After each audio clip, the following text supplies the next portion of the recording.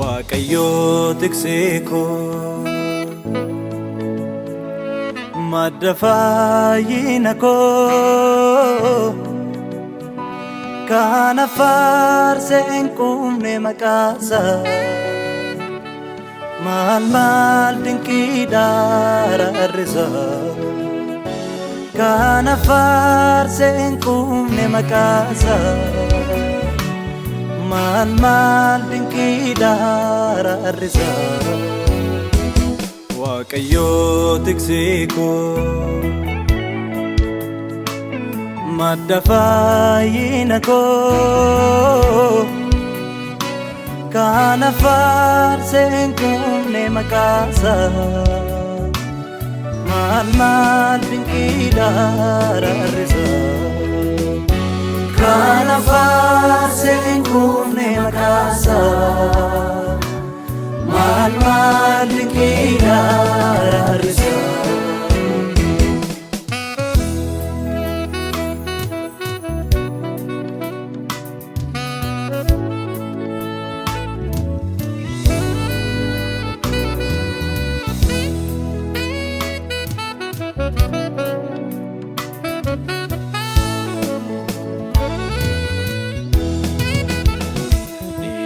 Nako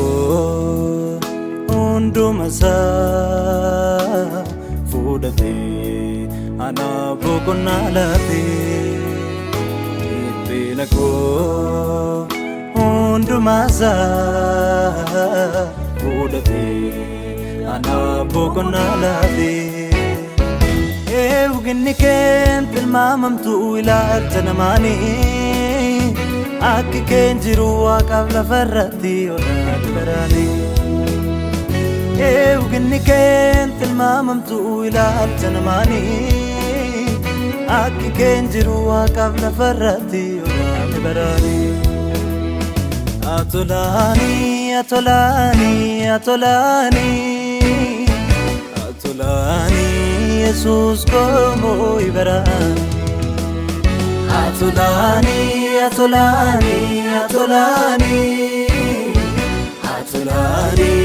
Jesus como ibarani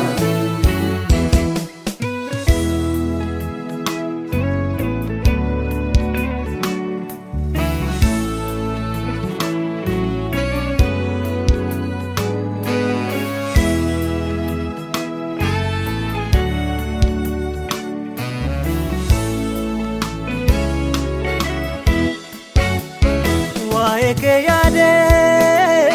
biragau samun kondandau barbade nabe nargamu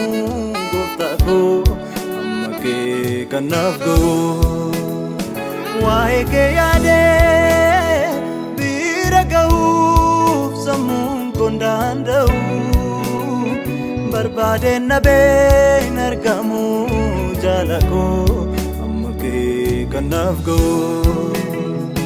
atolani atolani atolani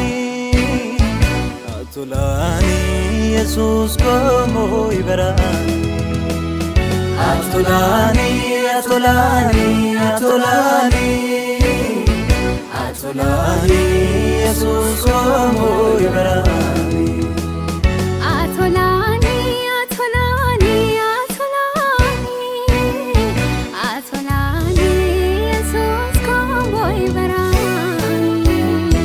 atolani atolani atolani